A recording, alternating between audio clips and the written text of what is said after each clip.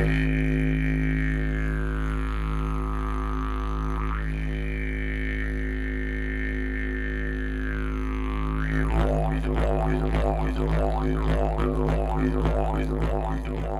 and welcome, Tartarian hunters, to another episode down the rabbit hole of his story. And today we have another special guest. We have Medyhne with us. And I actually saw Medyhne. I've just found her on YouTube, and she was having a discussion with Indigo Angel about Australia and energies and crystals and all this kind of stuff. And as you know, we've been hunting crystal cities in Australia, so we thought that we would get her on for a chat. So hello and welcome, Medyhne. Hi, it's really wonderful to be with you both. And, looking at all the work that you've done and the, volumes of information that you've gathered, you guys have done an incredible job. And, to bring the awareness of things that people aren't aware of and to expand people's consciousness, the role you're playing is really, really important. So it's really great to be here. And I'm really pleased that you've asked me. So thank you so much. Awesome. Yeah, it's been like this Tartarian unfolding. It's been so transformational. We always say that because it's the ultimate program buster. Like we've almost like gone, Cambell's so good at getting into the details and putting out his clips and the details, but I've just gone like, woo, it's busted the program. We're past all the shit. We've like dealt with all the lies. Like there's a void opening up in our brains right now. Yes. Where all that information was once, computing and wiring and firing, and now it's just gone and it's just absent. And it's like this huge space is opening up around an inner space, the only real space. The inner space is opening up all around us, and I'm fully expecting now miracles to happen and fantastic things to unfold and things to come into our perception that we would never have seen before. Now all these lies and programming has been removed from our eyes. Absolutely. I think our gifts are really being accelerated at the moment too. So, when you visualize what you want to create, it comes through the timeline much quicker at the moment. And so, all our telepathy and our intuition and all these amazing dormant gifts that perhaps we haven't really fully accessed are really coming to the fore now. And I'm noticing it as well with things happening around me. And it's pretty amazing. So you do have to be mindful of your thoughts because if you spend too much time focusing on the slipstream of the dark ones and their agenda, that's a real waste of energy at the minute. Yeah. But it's good to be informed and be aware, but at the same time, you need to have that balance.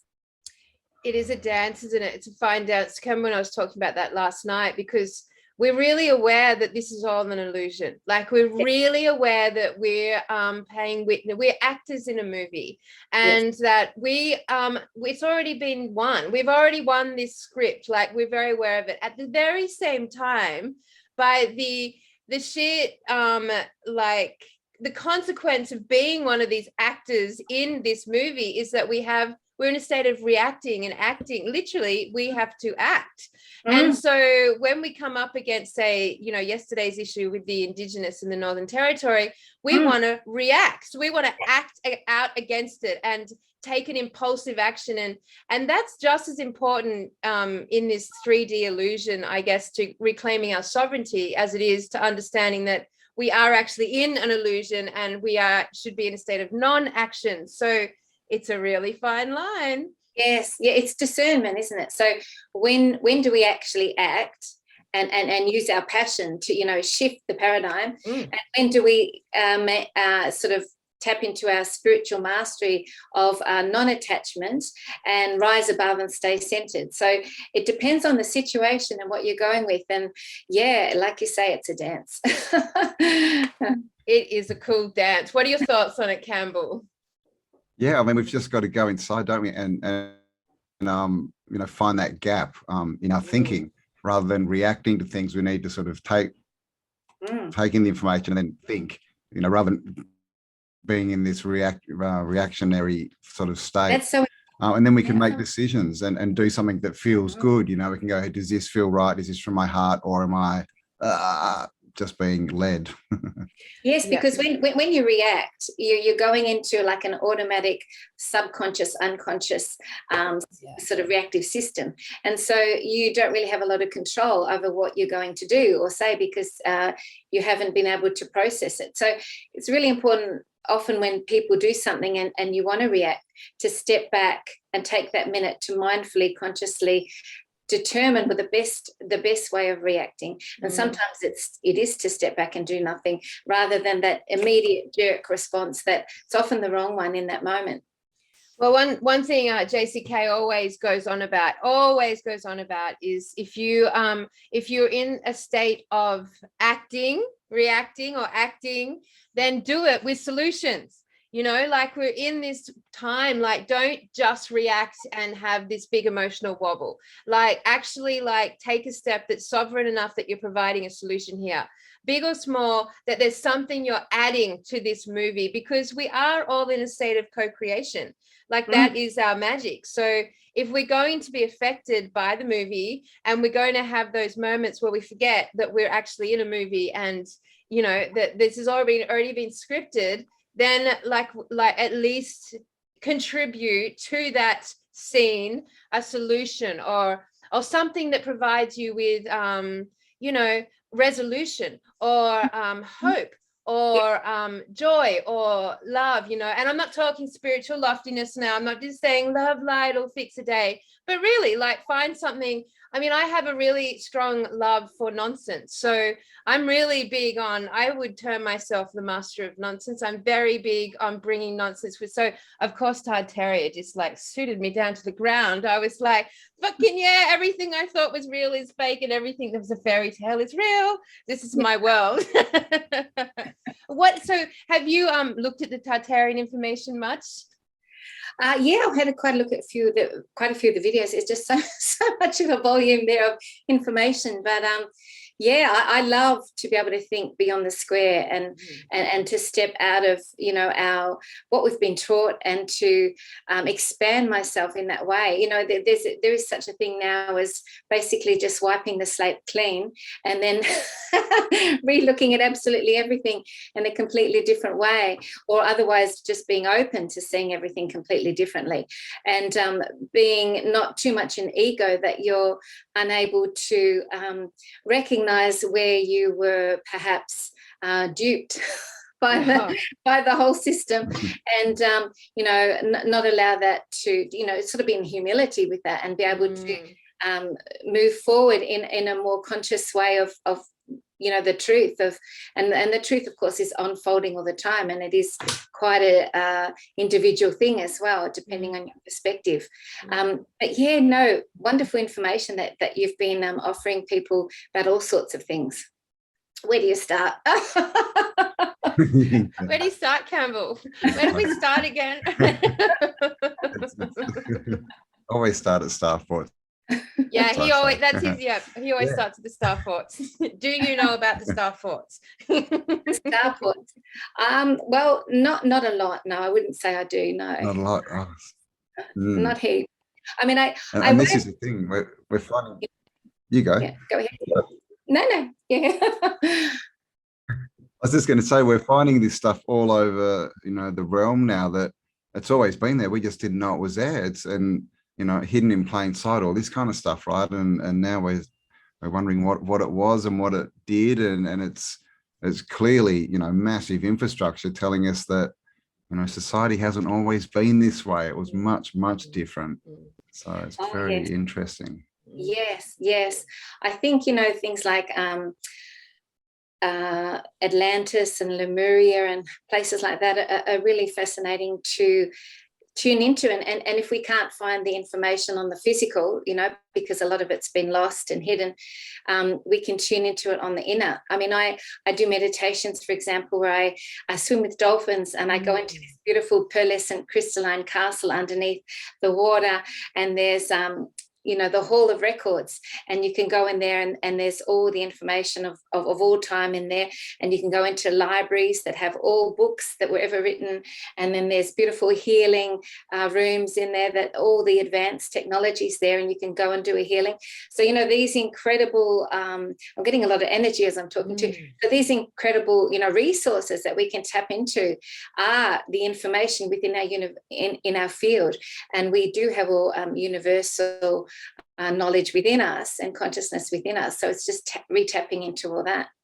Yeah, because we are literally, as we've gone through the Tartarian information and really assimilated. So for most people, the journey starts either like looking at the spiritual world, like who are we, how do we get here, why are we here, how does it all work, and then looking at like the start to go down the rabbit holes and looking at the lies and the illusions and which we would call disclosure. So we have like a spiritual realm and a disclosure realm, and they've sort of like slowly been working, and sometimes they do this and then they come back together and they're into it. But if, like, I'd say most of our audiences now have been on this journey for most of their adult lives, so a good 20-30 years wiring and firing around these two topics, because really you can't enter one without the other. They're very engaged with each other, because in order to understand the spiritual question, you've got to understand like this realm that we live in, which takes you through disclosure. In order to understand this realm that we live in, you have to understand that it's all also within you. So when we get to Tartaria, which is like the peak body of work, in my opinion, it's the peak body of understanding, which is we have now reached the set of this illusion, like the Truman Show set. We're at the wall now of the movie. So instead of it being just all words and hearsay and other people's opinions and insiders and whatever, now we're actually like, go outside and touch these buildings, see for your own eyes the mud flood, see for your own eyes the giant doorways and windows, see the difference in the architecture of these gorgeous structures versus what we produce now, and then look at these obvious, like physical with your own eyes, taste, have a real 3D realm experience with it. And then once you've assimilated that, it's like, that's it, you've lost all energetics for education, law, history, geography, schooling, economics, politics, really all of it gone.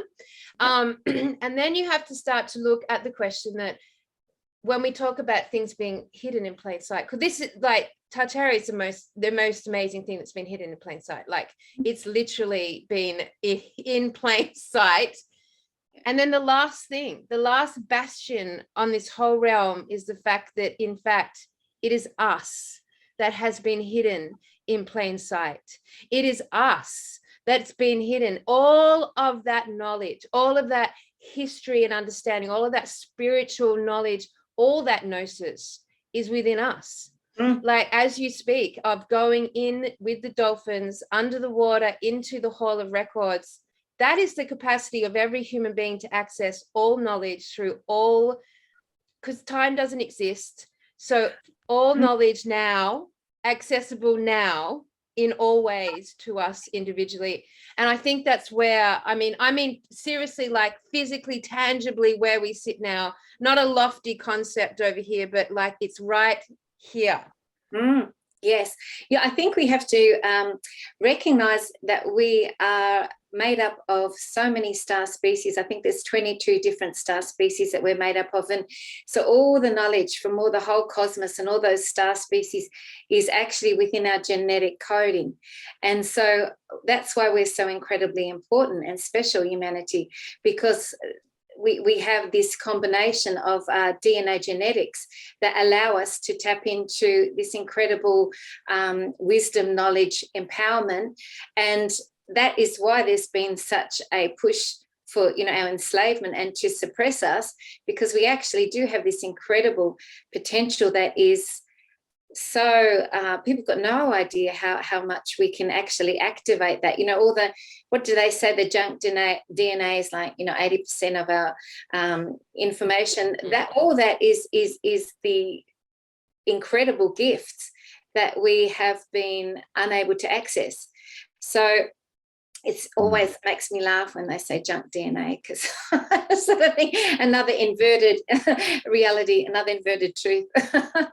Yeah. Actually, we live in junk DNA. We live in a junk DNA realm. Like, it's not what's missing inside of us. Yeah, absolutely.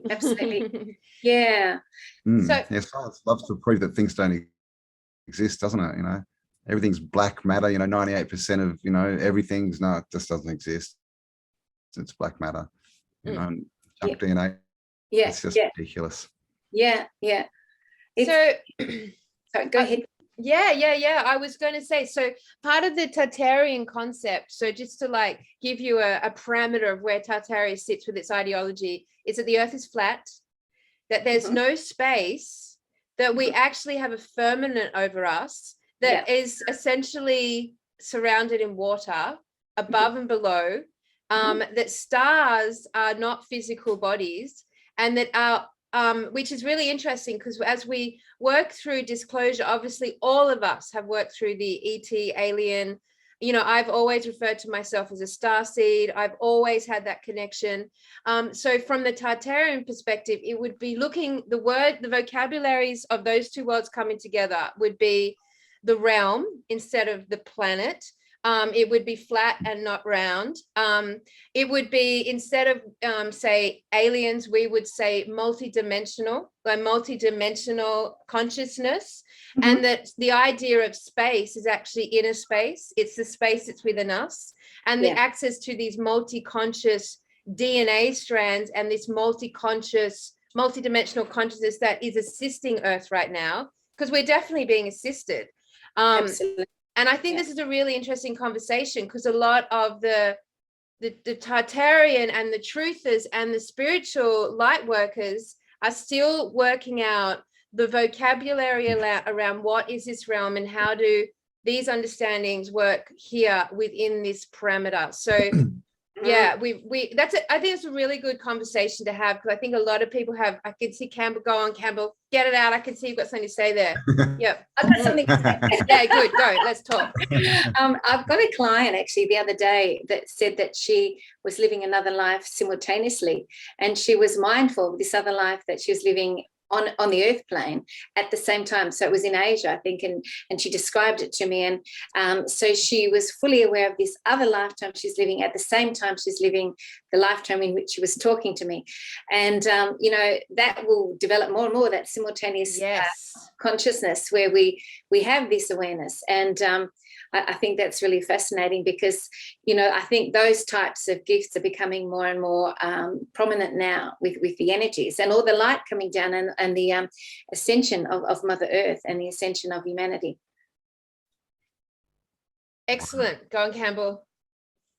Can't imagine what that would be like. It's hard enough living one life at the moment. Because we're all multidimensional now. Like we are pure potential in all directions at all time, future forward. There is many versions of us acting out all simultaneously now. So on that note, I've got something to say. Can I do a past life reading of you both? Yes. Yeah.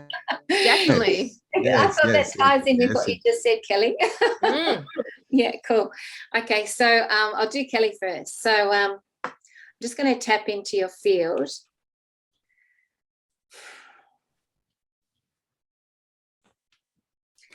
Okay, so what I'm seeing is well, you can think of it as a past life or a simultaneous life, but it's a lifetime, as there is no time. The linear concept of time is just a framework that we use for understanding how to exist in this reality, but there is no such thing, really.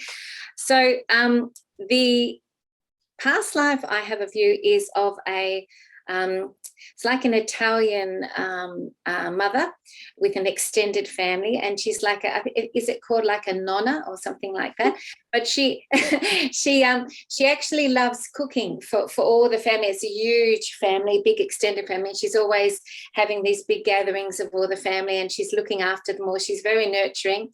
She's very much in a leadership role within that sort of family dynamic, where people come to her for advice, and she tries to support everyone. She's also very interested in food, and they grow, she makes her food from the Italian sort of orchards and food that they grow there initially. The fields are very fertile, and there's a whole range of, the Italian sort of food that they use to cook with.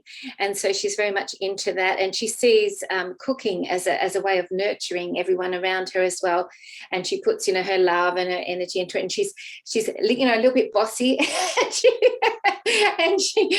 but that's all good because it's perfect for that lifetime of what she's meant to do. But she's very much like a key sort of a key integral sort of foundation for a lot of the other people within that family. They sort of come to her for information and knowledge. So the reason, there's always a reason why I tap into a past life. It's usually something to do with a core learning or something interesting that you can learn from it within this lifetime. So what I'm picking up from that lifetime is that you learned different skills of how to sort of organize and sort of work with a lot of people and to sort of come from that space of nurturing, very maternal sort of energy. And she is very interested in food and developing the food, not only when it's being cooked, but from growing the food to actually cooking it. And so these are the sort of skills you're tapping into too in this lifetime. The leadership, the knowledge. There's also very much an organic energy in that, of being organically connected to Mother Earth and getting a lot of your core motivation and passion and things, because you're passionate about Mother Earth as well, and nature and all that. So but also your social skills and abilities can also, some of that comes from there as well.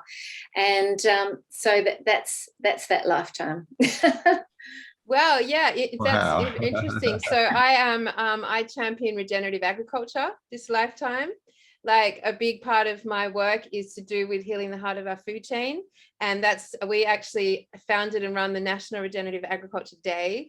So we are all about removing poison from the planet and the food chain. And it's all about food and getting people back onto high nutritional food. At the same time, I am so overcooking this lifetime. I can't stand it, and I'd rather just ignore the whole thing altogether.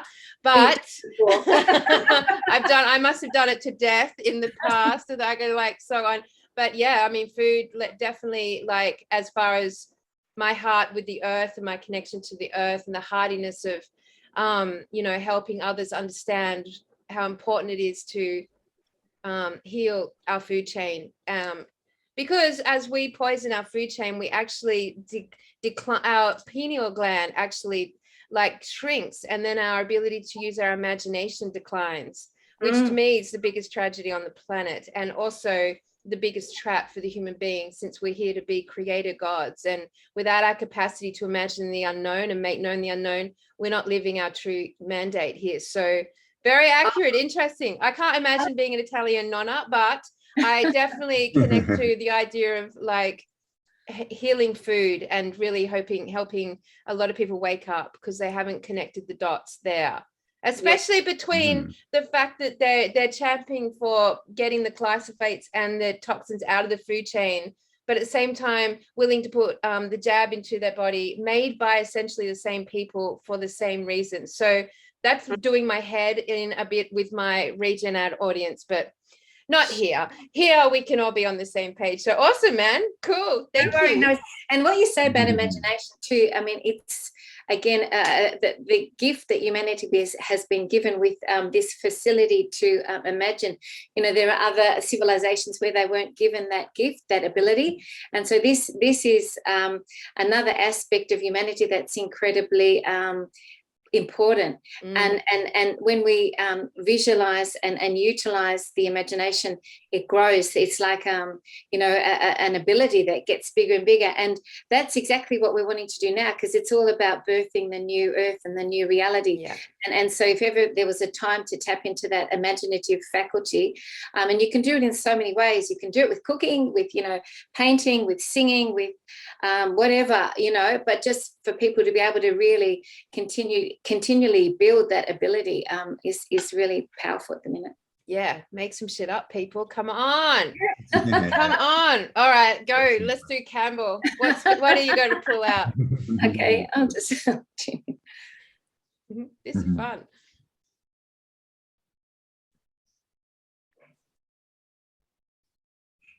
Okay, so what I've got with Cambell is something quite different. So it's an energy that actually comes off world. It's not an energy of this Earth 3D reality. And as I'm closing my eyes, because I'm just sort of bringing it through as I'm talking as well. And so this is like an energy that is, it's not actually that familiar with Earth, this particular lifetime. Like it's quite a different energy. And so I feel that perhaps potentially within this lifetime you've had some challenges adjusting to the Earth reality and the Earth plane, because it is from this lifetime that I'm reading, it's quite a different energy. Here, you know, obviously it's slow, it's dense. You've come from a more evolved, advanced civilization, and so this energy, you're sort of toning yourself down in order to fit into this reality here that you're existing in. Did you perhaps potentially, when you were young, have some challenges with talking at all when you were little? Not with language, as far as I know. I had a lot of chest issues. I know I used to get croup a lot. So I don't know if that was like a blockage thing. Yep, that could be the heart chakra. So again, you know, you're adjusting to a reality where you are in a lesser consciousness that is less heart-based, and so you're having to adjust to that. You know, that could be to do with that in terms of the physical body issue. But you came in with a lot of wisdom and knowledge from these other realms, and then you're wanting to obviously bring that through into this 3D reality. So it is quite a different energy. And does it feel to you that things sort of seem sort of very slow paced here on the earthly realm to get things done? And yeah, like sluggish. Yeah. Yeah. So you've had to sort of, as I said, downplay your energetic field in order to be able to function within this realm. So this lifetime is helpful because you can tap into it to get more of your spiritual gifts, to be able to bring them through. And you also have beings from that reality that are, you know, really happy to work with you as well, to be able to help you with whatever you're doing here in this lifetime. Yeah, that's pretty much what I'm getting. Yeah, that's another thing, is the connection thing is much harder down here as well. The connection. But yeah, I'd say I used to study Confucianism basically my whole life. So my first thought was literally, what am I doing here? Come back and get me. You've dropped me off at the wrong place. Yeah, that comes from that lifetime too. So it's like you have had some adjustment challenges, being able to be in this what Kelly was saying is a realm, because of the differences. And so you've also brought quite a unique energy into this realm as well, because you've come from a place that's not as well known, and there's not as many beings that have come from there. So you're bringing in some unique gifts and qualities here as well. Wow. Autodidactic. Interesting. I actually got Autodidactic. we both got a reading of Bobby. Bobby, what's Bobby's surname? I'm not sure if you know Bobby Richardson. Yeah, and she said the same thing. She said the exact same thing. This is the first time down here, so yeah, definitely feels like it. That's for sure. But you know, that's where the gifts are as well. That's also the gifts, Cambell. So, you know, you're bringing things through that a lot of people maybe are not aware of or are not attuned to. And that new vibration or frequency and energy that you're bringing to the planet is really important in the holistic evolution of what we're going through. Yeah, I mean, I think that would like it makes up a big chunk. I mean, I feel personally that I've been here a fucking long friggin' time. But the readings that I get say a few times, but yeah, I mean, like this whole community of, I guess, you know, let's just say light workers, or organic consciousness, let's say organic consciousness, because it's, you know, it's not as prevalent on this planet as we've been told it is, you know, like we get told there's 7 billion people on this planet, but that's not really accurate. There is a much smaller chunk of organic consciousness, and there's a lot of other things going on around that, whatever you want to call it, AI, clones, illusions, holograms, simulations that basically fill up the background of our day and of our virtual experience here. So we're convinced that this movie's real, you know. But and like Dolores Cannon talks about background people, doesn't she? Background people, yeah, that's a good word for it. Well, Yeah, so we've got a lot of background people, and a lot of, like, even animals are basically random generated, you know, holograms. But also I've got a puppy, and I had this wonderful healer friend of mine who tapped into his energy and said he was here to help me with healing clients and people's soul fragments. So, you know, when people go into soul wounding or trauma, fragments of themselves go off into the universe. And so this little beautiful little thing actually helps to heal these soul fragments of people and help unify and heal them. I agree.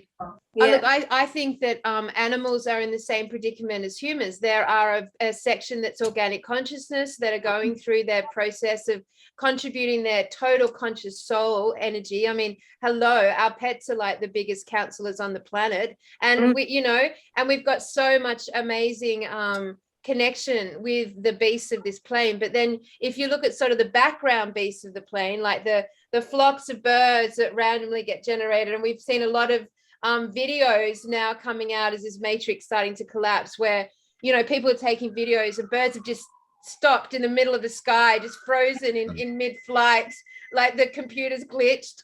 So we've got and that's the same, we've got a lot of background animals, a lot of background people, obviously a massive chunk of background politicians, and, you know, we've got like a lot of these oppressive forces that we see, or we are presented with, are also part of that background noise, and not essentially, you know, organic consciousness. So it would be very fascinating to go in and strip, and to look at this plane stripped of all the stimulation, and just see how, I mean, what's your guess? Like, we're always told 144,000 twin flames, 144,000 light workers. That number goes on and on and on and on. But like, how many do you think is actually here? What is the true population of the realm? What are your thoughts? I think it's probably less than we think. Definitely. I think it's probably smaller than we would have an awareness of. And yeah, I can think of an instance in a positive where that sort of holographic thing happens, but it supports your own evolution. I remember when I went through a shift where I actually put up some really firm boundaries with some people that weren't honoring me, you know, within my field. And so it was hard to do, because these were, you know, members of people that were close to me for many years. But I put up a really strong boundary energetically, and I also told them. And then that I went for a walk, and then these huge, enormous flock of cockatoos went overhead and just did circles around my head, this huge flock. And it was like a confirmation or a celebration that I'd made a really good sort of step forward in my own progress, you know, my own soul growth. And so that's a positive example of this holographic field where the energy comes in and supports you in a really nice way. Yeah, because you are the creator, so you're generating that stimulation around you. Yes, absolutely. And I love the connection with animals and birds and everything in nature, because it's just a beautiful dance actually between us and them, and they will support us at every turn if we're given the opportunity. Definitely. Yeah, well, I think it's all perspective, with the birds, it's like, if you love birds and that, then that's probably what you'll see. If you love something else, and you might see something else as that, because it's all just energy when we get down to it, I guess. But it's Yes. interesting when you look at all the old artwork, back from, sort of 1700s and before, with the animals in it all the time. You see people hanging out with lions, with tigers, with all these animals, and they're just hanging out, eating fruit, chilling. So it looks like there was a different connection back then. That reminds me of Anastasia, and I know you guys love her, but I actually energetically work with her. I call her in and ask her to come and work with me when I do sessions, and she has a healing ray that she works with as well, which is amazing, and I asked to work with that. And she's incredibly great for your imagination and creatively inspiring. So sometimes when I paint, I call her in. I've got paintings behind me, and she comes in and helps me. And I called her in for one of my paintings, and I thought, oh my God, where did that come from? And I'm sure it was her that painted the picture through my hand. But she has that connection too with animals. She sleeps with the wolves, and she sleeps with the bears, and there's absolutely no fear. There's just a beautiful flow of connection between them. And I often, I actually yearn for that, because I remember on some level having that already and now having lost it. Same. There's a real sadness. I could even cry now thinking about it. Same. Do you know that my dreams are made up of, honestly, every 3 nights I'll have a dream where I'm talking to an animal. Like, I am constantly talking to animals in my sleep all the time. It's just so common. I wake up going, I just hugged a giant platypus. I just spoke to all the time. And my mind is full of hugging and speaking to animals. I love that. I really love that. I've got that connection too with animals. And, when I need support or something, a giant owl will come and fly down and be around me, because it's there to support me, because my spirit bird is an owl. And so that's happened many times, really crucial occasions. And really, when I've been vulnerable and feeling at my lowest, they've come in and given me that energetic support. So I'm the same as you. And I tell you what, you're probably getting way more wisdom downloaded through them than you would by talking to a person. Oh man, I remember one where I had like towers of dolphins appear to me, like high as you can see, like 20 dolphins wide, like all over the ocean. It was insane. So if we take the animal concept through the Tartarian information, which is interesting, because as Cambell said, a big part of the Tartarian work is to go back through these old books, and predominantly the artwork in these old books are just insane. They're so past anything we produce today. It's the visual, and it's all these sort of mythical characters, beasts and birds and monsters and gods and things from the skies and flying machines, and it's crazy stuff, way past what our timeline would tell us they had the ability to even imagine back then. We've been given this linear concept that in the past they were less intelligent and less evolved than the current now, but in actual, and therefore their capacity to imagine and dream these sorts of things, like flying ships and things coming down from the heavens, and so many signs of huge mouths of beasts where man's just falling to his death through these huge so it's really crazy stuff. And actually thinking now, okay, well, the animals like us, there are some here that are got organic consciousness, going through life experience, adding to this realm and this moment in time their light and love and energy. And there is some that are, background animals, but we have had them as a dominant part of our Tartarian history, and with the trees. So the trees and the animals, fundamental. And then you look at the myth around Noah's Ark and all the mythology there, and it was all about protecting the DNA of animals. Only one bloodline of family, but they were connected. They were really keeping that DNA of animals. And a lot of the concepts of the last great reset that we went through was around 350, was because whoever they were breeding man with beast and man with bird and man with bug and creating all these genetically modified versions of God's creation. And that was like the last reset. So what are your thoughts, Cambell, like on where animals sit with this sort of, unfolding?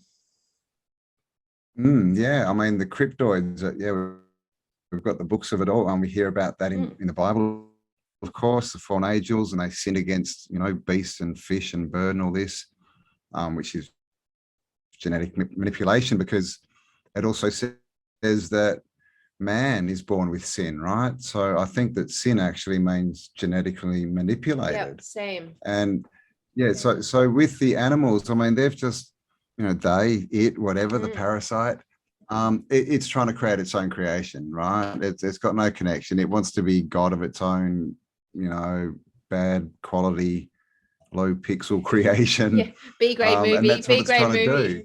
Yeah, B-grade movie. I think all the animals too, and the birds, each unique one has brought us specific gifts and skills that the other ones don't have. So when you bring them all together, there's this whole amalgamation of incredible sort of like wholeness of what everything is, of all that is coming through them as well. And they're wanting to, and they want to disrupt that, and sort of impact on that and lessen the beauty and the impact of that. Well, it's just like, as in interbreeding, as a concept, weakens genetic lines, doesn't it? So once they start, genetically messing with creatures and animals, they're taking away their essence. Yeah, absolutely. Because if you go back to the tribal world, they've all got animal totems, right? That they've all got their spirit animals. Yeah. So, and that's what they always attack, isn't it? It's just the spirit, the connection. That's all they attack, is they just want us to believe that we're just like them, that we're not connected to spirit, because they're not, right? They're jealous. They're like, no, you're like us, and we're like you. See, look, we're creators. See, look at our stupid creation of crap buildings and pollution. Yay. Well, the essence is a so really it's just strong a complete word. Sorry. Like that they try to take the essence away. Like that is a really strong word. Like if we look at the Dark Crystal, that movie and that TV series, that was all about draining the essence out of the organic consciousness of the plane. And like, I mean, by messing with our relationship with animals. So this is interesting. I want to ask you about this, Medyhne, because I have had always a conflict around this. So eating animals has always provided me with a conflict, like always, my whole life. I've never been able to settle with it. Like, I'm not a vegetarian, but I've spent most of half of my life being a vegetarian as I agonize around the spiritual understanding of it.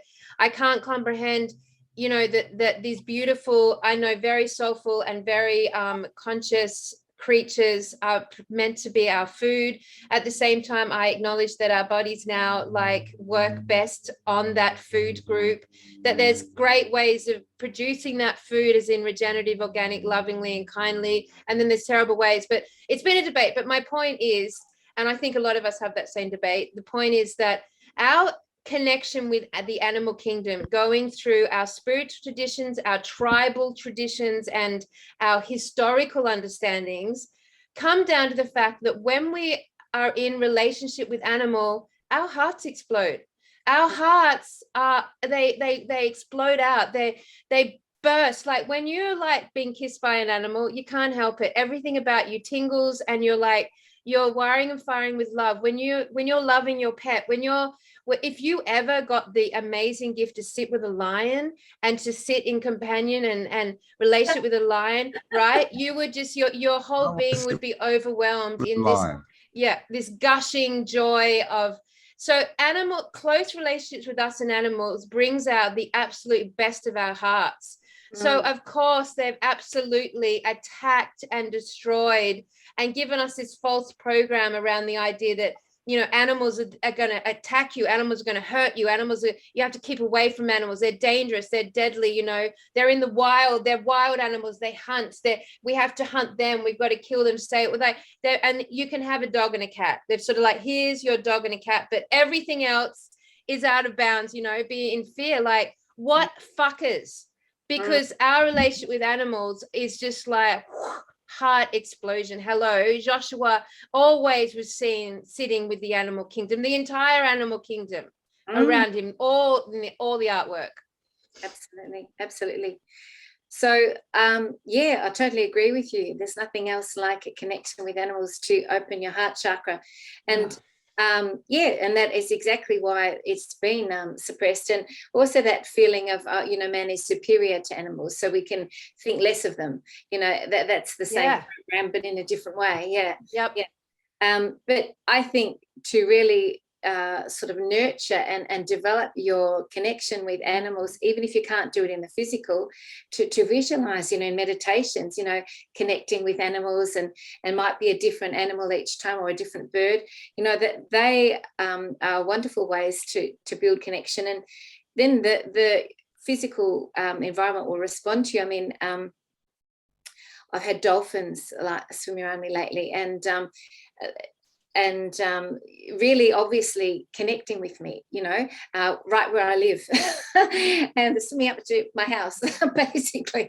And I know that's something that we need to really nurture to develop the wholeness of who we are, and their knowledge and their wisdom that they can give us, and the love that they have, the pure love. And and when you talk about being a vegetarian, it is true that sometimes people need that iron and things. And I think that the animals are going to, provide that for us if we treat them with love and respect. They're happy to provide that for us if we need that. And that's how incredibly beautiful and giving and generous of nature that they are, that they're willing to do that for us if we need that.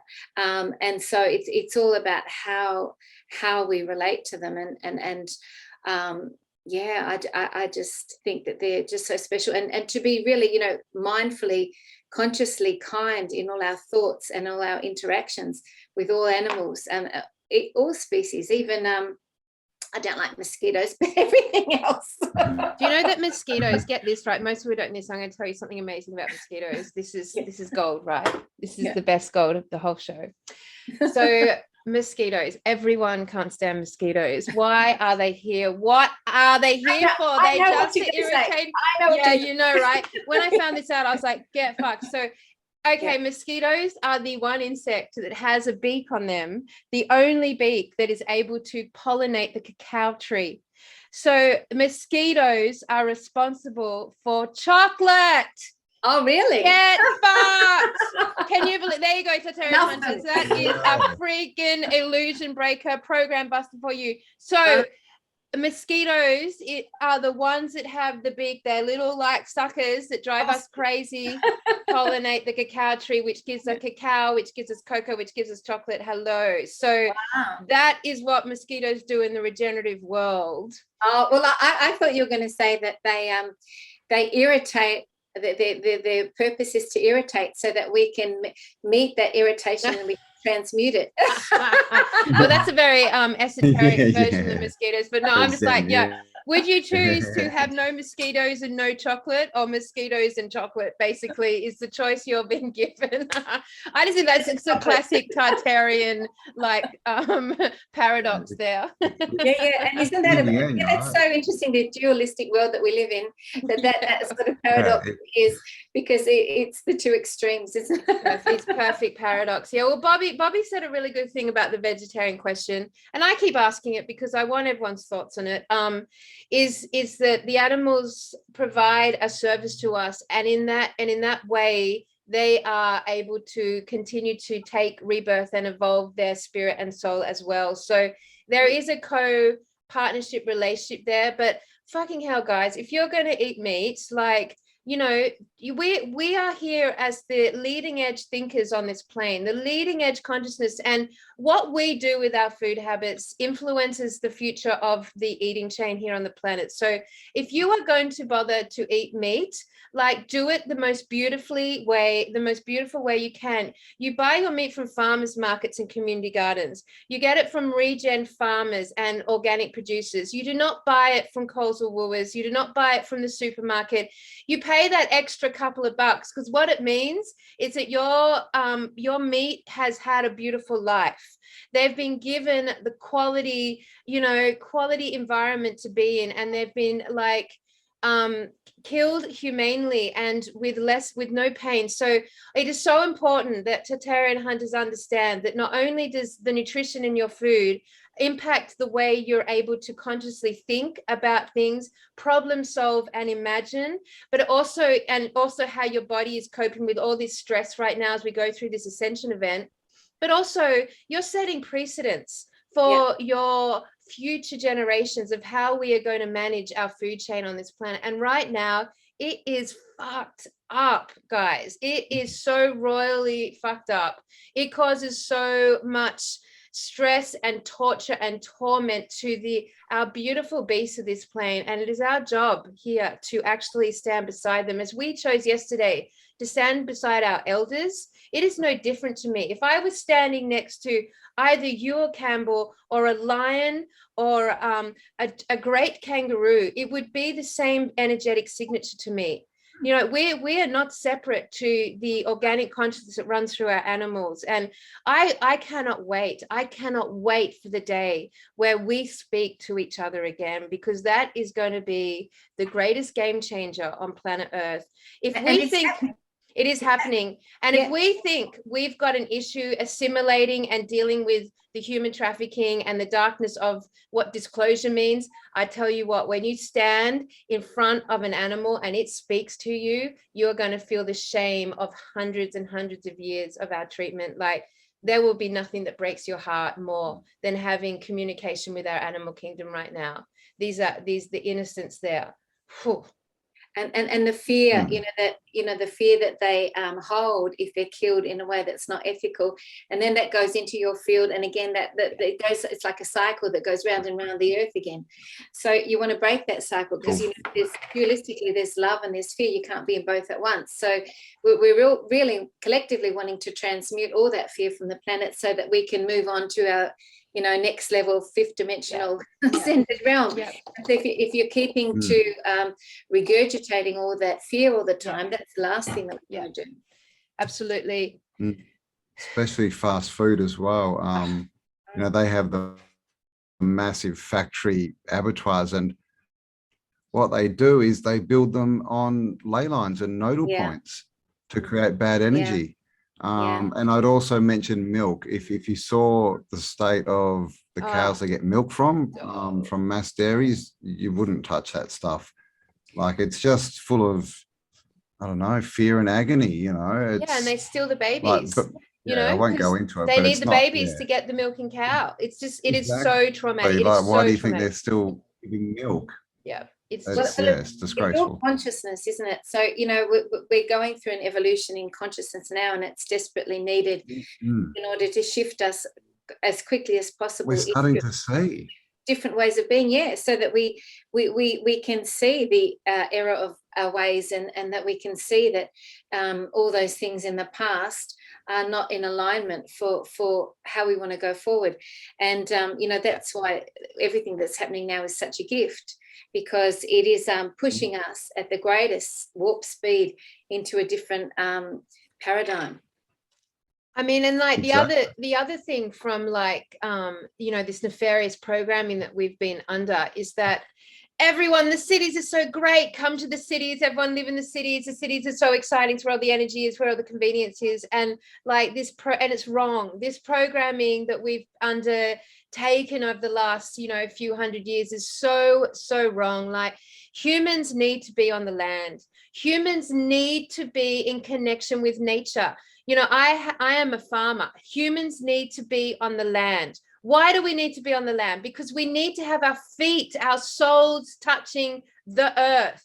We need Anastasia talks all about that. Exactly. I love Anastasia for this. We need to have relationship. You don't, like, when I say I'm a farmer, I'm about to move back onto the land after having a 6-9 months sojourn here in Melbourne as Tartaria is cracked open, but and everything's been going on here in Melbourne. It's been good timing, but man, like when I move back there, I will surround my land with animals. And it's not because I want to farm them for food. It's because I want relationship with them.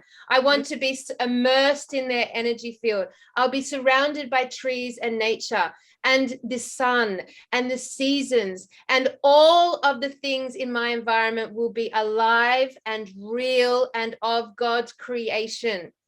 Like, it is so easy to get rid of the TVs and the computers and step out of this grid and out of this sort of like chaotic, fast-paced, no time energetic that we're stuck in here in the cities. And guys, we got to get back onto the land. Like, we are here to bring Gaia home. Like, we are here to bring Gaia home to light and love. We need to live in her protective shield. We need to be on her, not here on cement, on asphalt, on more cement, on more asphalt, down and down it goes, no nature in sight. In Russia, you know, I think that's in some ways why they're doing well in the midst of all this whole pandemic narrative, because they have all these plots of vegetable plots in their homes, and they have very much a self-sufficient way of working in their gardens, and millions and millions of people in Russia are doing this. And, you know, Anastasia had a big role in that as well, because millions and millions of people have read her books, and that's what she encourages people to do. That's everything that you're talking about. And so in some ways they're doing much better in this whole evolutionary process in terms of where they are, because they've got that connection, and because they've already put in place a lot of these practices so that they can have those integral connections with Mother Earth. And so here, I think in Australia, we've got such a beautiful environment, such a beautiful landscape. It's such a gift to be able to make these connections. And we've been really pushed as a Western culture and as a society to do everything opposite to that. So pushed to stay at home in our houses, and you know, interact with technology, and cut ourselves off. So we all need to start in Australia reconnecting to all the amazing resources that we have here. And you know, the whole lockdown business and everything again prevents you from making those connections. So I think when you see something happening like that, you do the opposite and you invert it. And so, I think I've heard you both talking about communities, the importance of building new communities. And I've also been personally looking into communities as well, because I think for myself individually, but also as a collective, we do need to do that and align with like-minded souls, and then have all the different abilities and bring them all together so that we can have a field of great you know, talents and gifts, and we can all help one another and support one another. And I think that's definitely the way that we have to go. And I've heard so many people talking about that lately. So it's very much in the consciousness that this is the way forward, to have these communities and to be able to you know, people just buying big plots of land and saying, I'm going to start a community. I've heard a lot of people doing that. So that's exciting, and that's, I think, something that we need to focus on. Definitely, and I don't think, you know, a few people are a bit apprehensive, but it's like you said, when you get people together and everyone's putting their input in, and you've got imagination and working together, things happen so fast. And you know, we know that that's what they stop us doing, right? They don't, you know, at school you're not allowed to ask questions, right? Or else you're wrong. You're not allowed to put your own ideas in. You're not allowed to be creative unless it's art or music. You know, you're only certain creative, you know, you're allowed to have. So yeah, once we get out and we break that, you know, this box open, it's going to go fast. You know, it's going to be exciting. You know, we've already got all the answers. We've already got them. We just need to get out there and implement them. You know, Exactly. exactly. So yeah, I'm into it. Yeah, that proactive, energetic thing where you actually take action. You don't just perhaps sit and think about it, but you actually take steps to make it happen. And so, if you've got a vision or something that you're wanting to create, write down the steps that it will take to get you to that point. You don't have to do it all in one go. You don't have to get the outcome straight away, but you can do the steps and work, diligently towards that. And then there's a great soul joy in that. There's a real upliftment of spirit, because you know that you're heading forward on your soul direction and your soul mission. Yeah. And there's I think if we can all just tap into that as well. I mean, that as we know, the dark forces are wanting to suppress any form of joy or upliftment of spirit or high frequency energies that will allow us to really all make this happen. What's that? Yeah. So I, on the level of manifesting and doing what you want, this is how I do it. So I create like books of pictures from the internet full of the types of buildings that I want to live in and grow and build. And they're all earth buildings. They're all like community spaces. And I just fill out books like this. So I'm actually just withdrawing stuff from the internet, making pictures, putting them into, and then printing them at Officeworks. And it's like how I manifest. And to me, guys, like, we're in a situation in Australia where we've been basically, especially now, told that it's too expensive to move on the land, that land's like millions of dollars, like who the fuck makes this up? That like our nation has been carved into these crazy little shapes, that are worth like $1 million, $2.8 million, like basically making it virtually impossible for the majority of people, especially in our community, who, have been on the fringe of society for most of their lives, like, working this stuff out and not focusing so much on a career, or, buying into like, let's like go hard and make lots of money. So, a lot of us have been in a situation where we don't know how to afford it. But I'm telling you guys, like, our whole idea of money and being able to afford it and wealth and how we achieve that wealth is part of the Tartarian fucked upness of the programming. Like, we don't need to have a job to acquire the wealth we need to get land. Like, if you want land, all you have to do is focus on the land. Don't worry about how. Ramtha always used to say to us, if you're whatever you're focused on, making sure it's not money. Don't focus on the money, because that's you focusing on the how, and it cuts out 99% of the pure potential of how this could come about. Like, money is only one tiny minute way, and we've been brought up in a culture where it's like you must sacrifice your whole life to acquiring money and money alone in order to achieve anything you want to create. But in actual fact, money is just one tiny, drop in the ocean of pure potential creative possibilities. If you want land, if you want to move into community and you want to move into land, then all you do is dream about that. Dream about the land, about the community. Get scrapbooks and fill it with pictures and talk about it and own that idea. And JCK would say, and then step into your future and talk only about it from your future forward perspective, which is actually the real now. And tell everyone about how beautiful your land is. Speak in past tense about it. Yes. Like, do not get caught up in the fact that you don't have money and money is the only way you can achieve this bullshit, because it is part of the programming and lie. Totally. This is my manifestation, this sort of energy. There we go. Yeah, this is instead of a book, I paint it with colors, and it's like a beautiful vibrant colors, flowers everywhere, butterflies, that sort of, it's more of an energy, I guess, to the picture. So that's how I create and manifest. And I've got to tell you, I've got a picture. Can I share it with you? Yeah. This is let me just share this. See that picture there? Yeah. I manifested this. So this, I was living in actually Melbourne, and just outside of Melbourne, Victoria actually, and I was envisaging living on the water in this beautiful place, which was right on the beach. And I'm thinking, how am I going to do that? I haven't got the funds to do that. I don't see how that could happen. But anyway, I kept envisaging it really, really clearly. And it took, I think, about a year roughly. But I moved up here to northern New South Wales, and I manifested a house, a rental house on the beach with its own private beach. This is the view from my balcony. Mm-hmm. And the dolphins were swimming up last night right up here.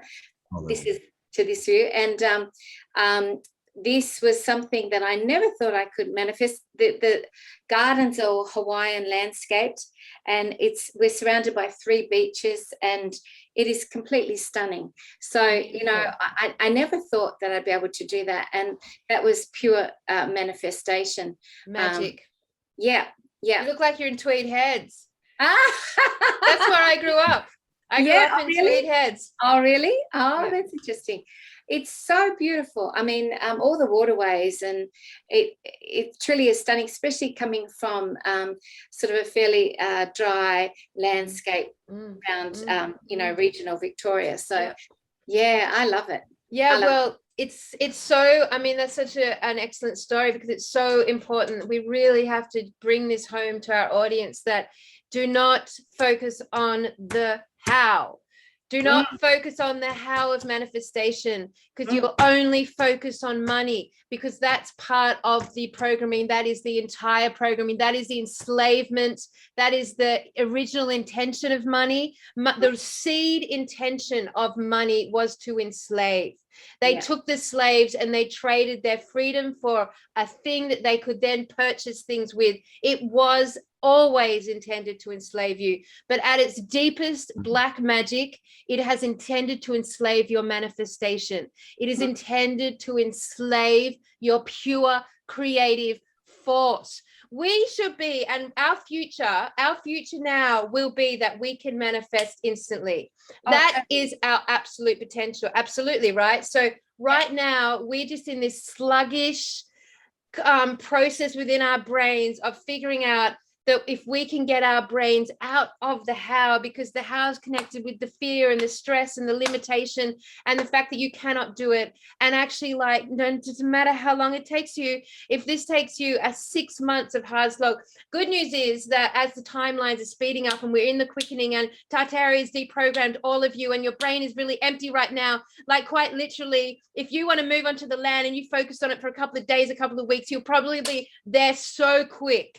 It'll blow you away if you just get rid of the fucking how. It is a program. It's a program. It's a program. Cambell, I think we need to do a whole show on the fact that the how of money is a program. It's a program. It's a program. It's a program. And also, it's in your head, you know, that sort of lower frequency stuff is to do with money. Whereas when you go into your heart, it's a higher frequency. So when you're coming from that heart love space, it's because money is just energy, isn't it? So if you raise your frequency and raise your energy to attract higher frequency things, then you can manifest much quicker as well.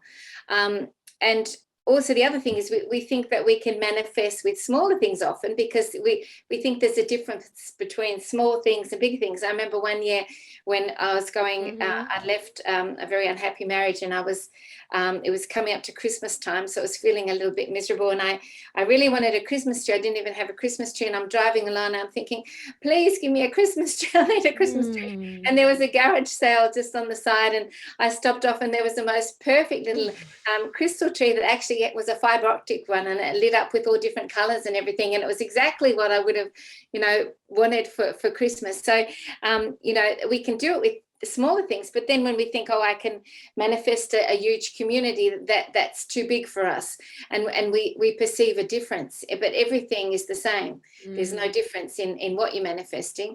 So I think that's another stumbling block that we have with manifestation. Yeah, it's ourselves.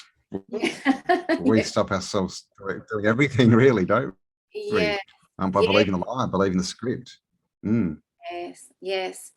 I was talking to a lovely young fellow who he's doing year 12 and absolutely has had to be at home a lot of it because he doesn't want to, you know, get this, and has been really not doing anything of work, but he's wanting to create films. And he's just feels so flat and sort of, in a sense, I guess, demoralized when he thinks about school, because it's so opposite to everything that is representing who he is, everything, his essence, a great word, essence is, which is this creative force that wants to go and do these amazing things. And so I can't wait to see a world where these young people are able to just tap straight into their gifts and bring them straight into the world, and not seeing any sort of obstacles or any impediments saying, I can't do this, or there's reasons why they can't do that. And then again, I keep coming back to it, but it's so great. In one of the Anastasia books, the young people, they had a school where they actually just the kids came and they built the school themselves. Yeah, they did. And that was their practical creative thing. And you know what? None of those kids wanted a holiday. None of those kids wanted to stop going to school. They were keen as mustard, and it was so opposite to everything that we see with school today. You know, they didn't want to have a day off because they were so motivated and inspired and creatively, you know, doing these things that they just wanted to go every day and do it. Well, yeah. I mean, like, my God, like, Nice. you know, school, what the fuck is school's a major programming. But like, if you look at the Ring of Cedar of Rushes, which is the Anastasia book we keep referring to, everyone who hasn't read it, Ring of Cedar of Rushes, 9 books, amazing, read them. Like, if you look at that, those kids were taught their schooling via practical applications. So, you know, I don't know if you guys remember being in maths class, and like, we all, basically the whole community, the whole of Tartaria Australia was told they were dyslexic. All of us were told at some point we had some sort of dyslexia.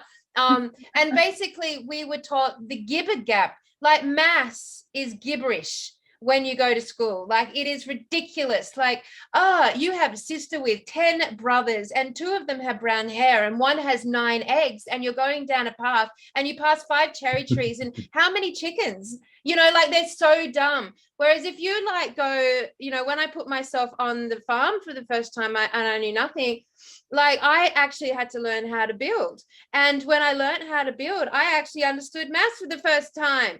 I actually understood how fundamentally maths could be used, like how you actually build a box, like what that looks like, how you get that so those right angles work, and how you use maths to actually build yourself a house. And well, that's the only way some people learn, is basically it should doing be it. the only way. It should be the only way, because we should be taught how to learn how to build our home, and in doing that, understand the mathematics behind it.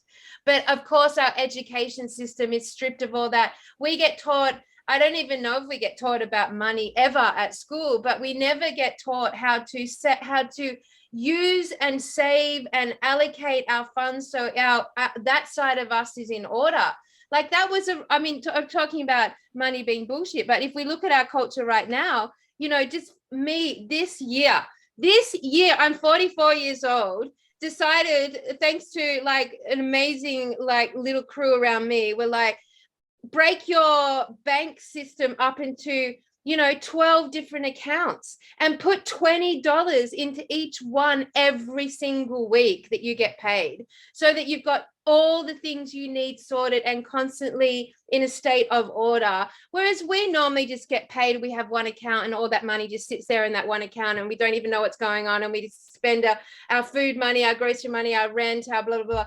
No, there's no structure around it. That one shift in me, like of having a food card, a rent card, a dentist card, a health card, a disclosure card, you know, a farm card, whatever it was for me that's relevant, changed my whole life with my finances.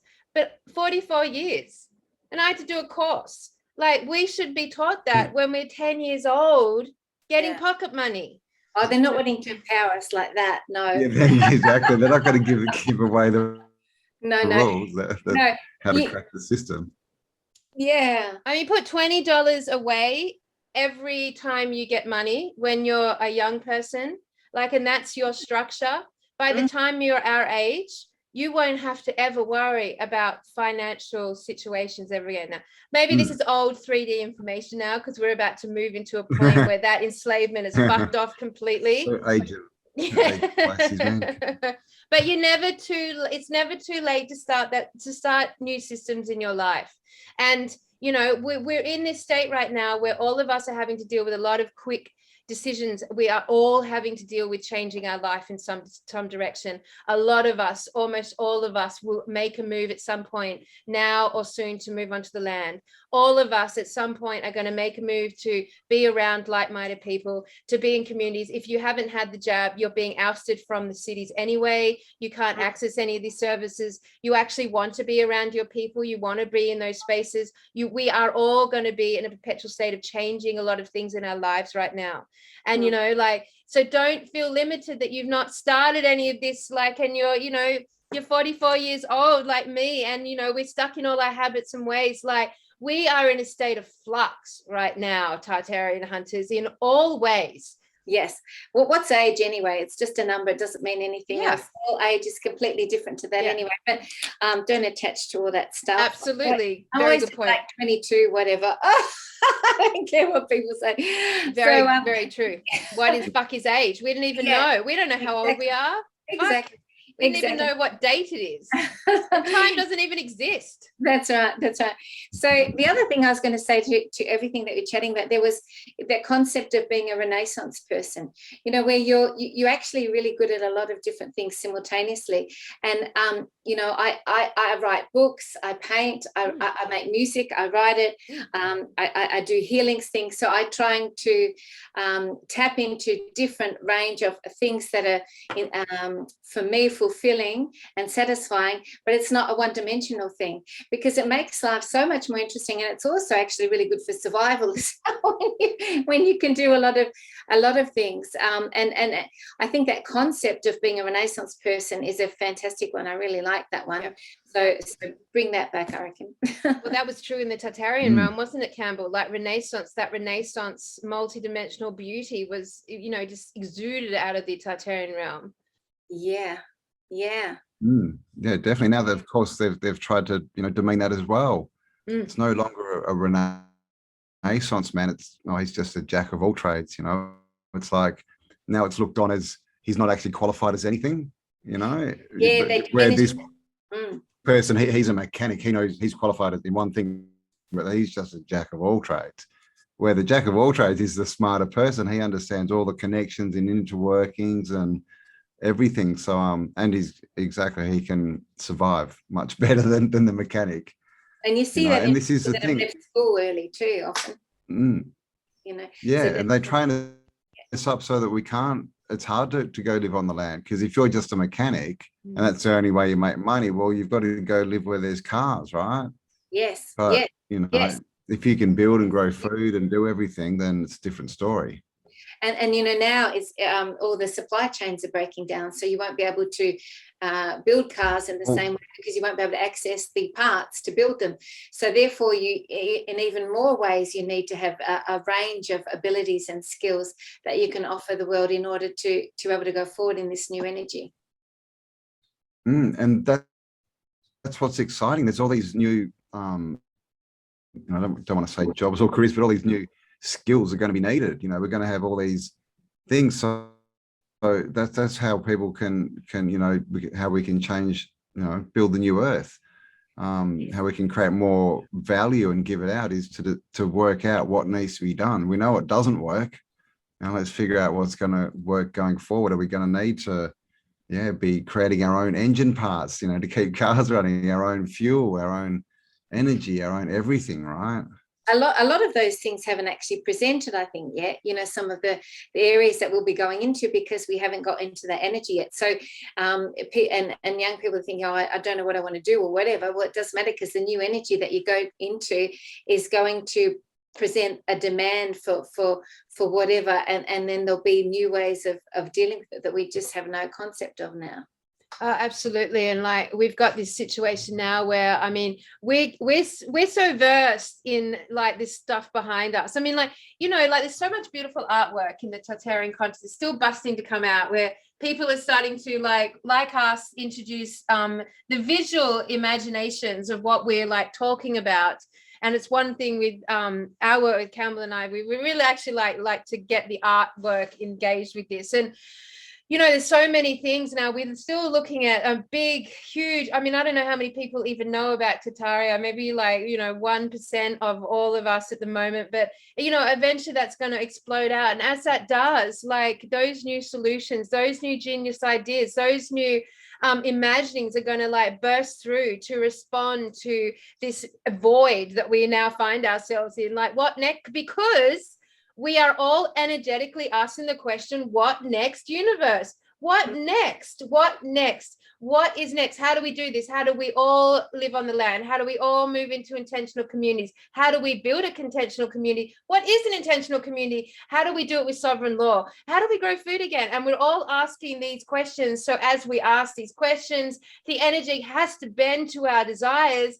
And as it bends to our desires, amazing new solutions are going to like be presented to us. And, you know, for the majority of the people listening to this, like we will form leadership in that structure. We will form leadership in this new earth paradigm because our consciousness is already demanding it. And we're you know already what? demanding it. The leadership will be based on soul standing, which is your the integrity of your soul and the energetic signature of your soul presence, as opposed to someone who's self-serving and just wants there to be there for power and corruption and whatever, you know. So I think that's a really great distinction that's going to happen in the future, where that will be based on your soul signature. Yeah, service to others. Service to others versus service to self. Well, we are all service to others. There's no doubt about that. That's the Tartarian transformational consciousness. It is in service to truth, in service to others. Yeah, 100%. And, you know, it's amazing when you start stepping fully into service to others, how the universe comes together to fully support in so many ways. You know, I noticed that when I do a soul healing group for Australia on Tuesday nights, and it's just like a free Zoom thing, but oh, it's so beautiful. You know, I've had one lady there offer me free Reiki, distant Reiki, because of what I'm doing. Another one's offered to do the admin for the group, so that she can support that. And, you know, just it all comes together so beautifully when you start stepping into that service to others way of doing things. And it's not about, you take the money out of it and you say, what would I do if money wasn't a thing and it just didn't exist? What would I do anyway? How could I bring my gifts and my skills into the world? How can I serve? How can I meet a demand that's out there for what's needed in a way that's going to be, you know, really constructive and productive? And then you meet that need with your gifts. And then this amazing expansion happens where all this stuff comes together. It's really beautiful. Absolutely. Yeah, and that definitely involves creativity and art. You know, so many artists and creative, you know, people, they make all this amazing stuff and they just think, oh, well, you know, no one would ever buy it. I could never sell it. There's no money in it, or they just do it as a hobby because they think, well, it could never, you know, really support me. But, you know, I think we're definitely going back into, you know, the time where, you know, beauty just for beauty's sake is going to be valuable and appreciated again. Oh, won't that be fantastic? I can't wait for that. So beautiful. I mean, being an artist with music, you know, writing music and singing and performing and recording, you know, I've done that for years. And, you know, we bought all our equipment and, you know, we got a bit of an overseas recording publishing deal and things like that. We had in a B grade movie, we had a song, but we put so much money into buying all the equipment and putting the songs together. And there was, and you know, you get nothing for music. People don't really pay for it anymore, or they just download it anyway. But, you know, the joy that comes with that. But to you know, thinking of the older days where they had the what were they called, the benefactors, you know, that would support them to bring this creative content into the world, you know, something like that. What's that name? There's a special name for the rich people that would you know, support, you know, Beethoven and Mozart and allow them to spend time writing their concertos and everything. So you know, I just can't wait to see that, Cambell. That will be just a magnificent moment where we can tap into all these beautiful, creative things that we love to do, whether someone loves crocheting or, it doesn't matter what it is. It's still their way of expressing their soul to the world. And there's a joy that comes through with that as they're doing that. And then that has the energetic footprint of that with the whatever they've brought through. So let me ask you, sorry, Cambell, go on. I was going to say that's the other thing that you give is the energy. Yeah. Yeah. Let me ask to wrap up this awesome conversation today. Like obviously that Cambell and I have been on a hunt for a crystal city in the Australian desert.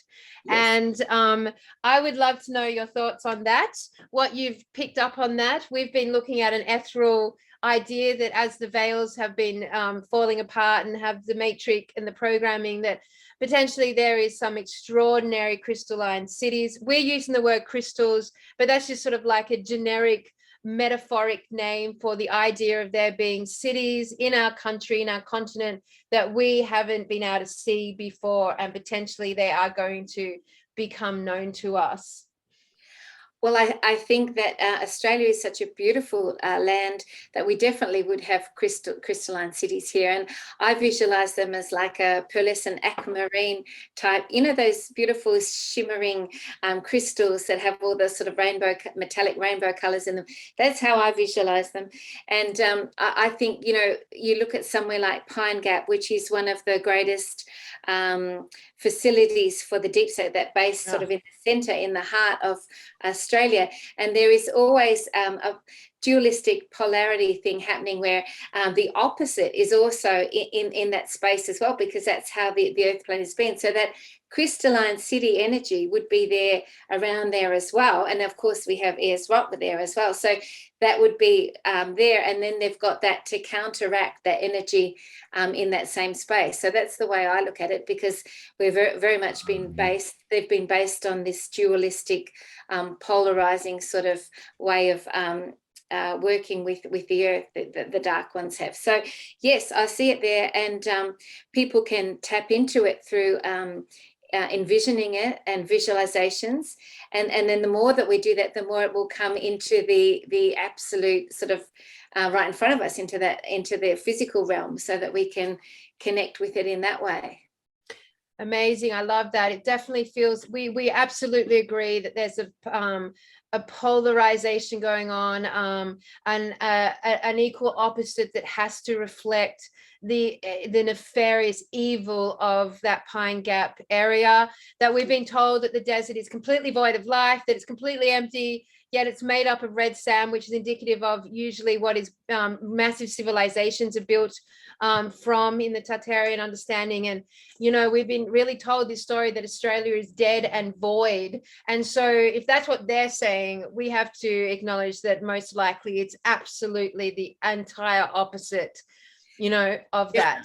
Definitely. And it's interesting too that with Indigo Angel, Amanda, she talks about how there was some nuclear sort of incident in the heart of Australia, which created that desert as well. And interestingly too, I saw a talk by a lady called who used to channel and was very well known. She was Mary Claire Prophet, or her name was Prophet. She was literally a prophet, and her name was Mary Claire Prophet, also I can't remember her name, but anyway, she talked as well that she had a really strong vision brought to her by the angels that there was also a nuclear incident, around the center of Australia.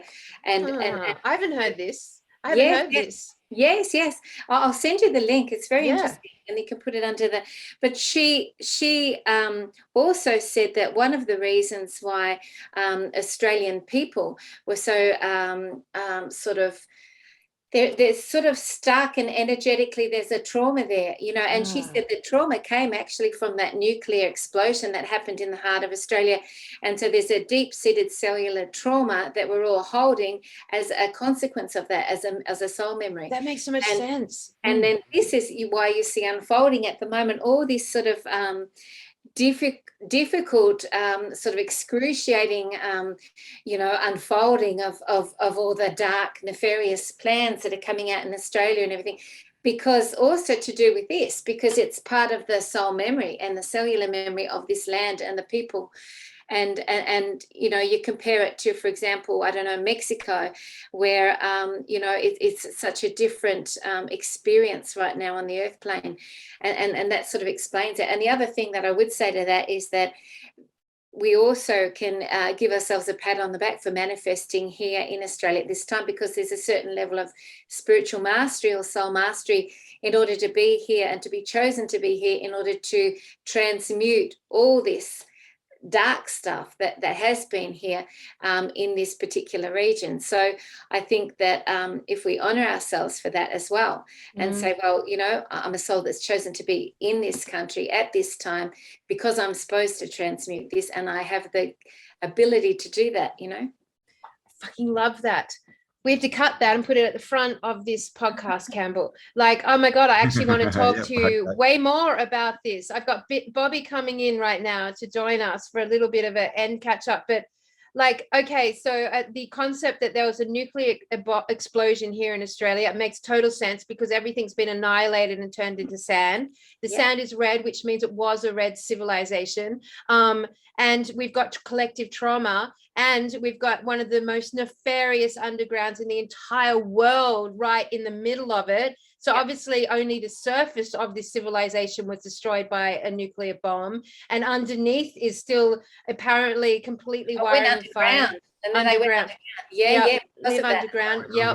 Yep. And so we've got this situation now where there is, and I would say from Pine Gap, we have got so much negative energy that's being dense, being broadcasted on the population consistently. And we've got, of course, the massive trauma to our Indigenous.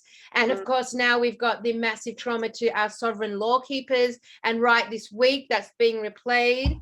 So, I mean, Australia's desert is contentious fucking, it is so it is such a rabbit hole that has not been thoroughly explored. True. Absolutely.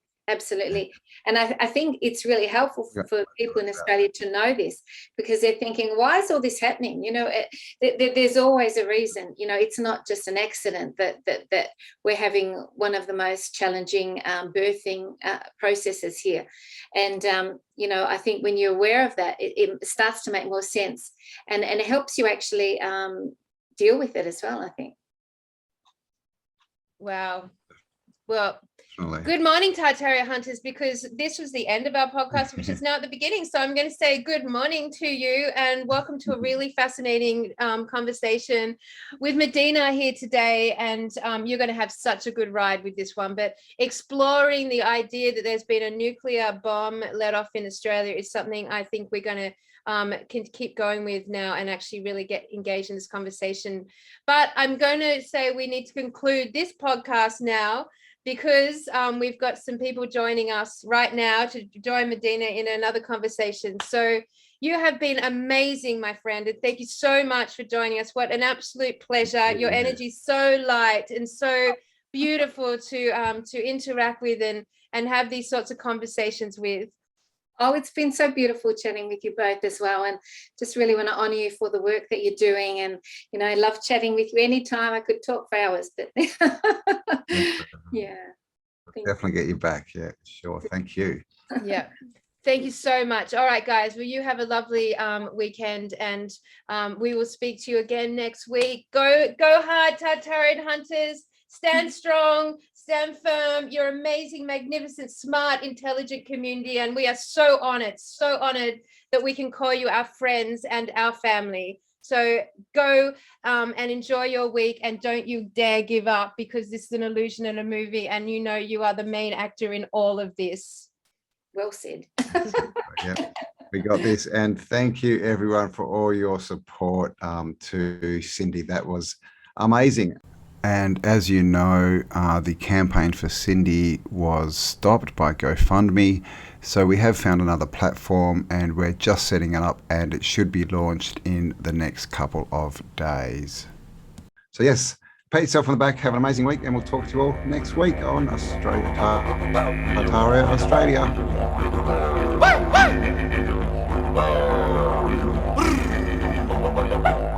Aliwa! Yura! Balai, balai! Balai, balai! Yura! Yura!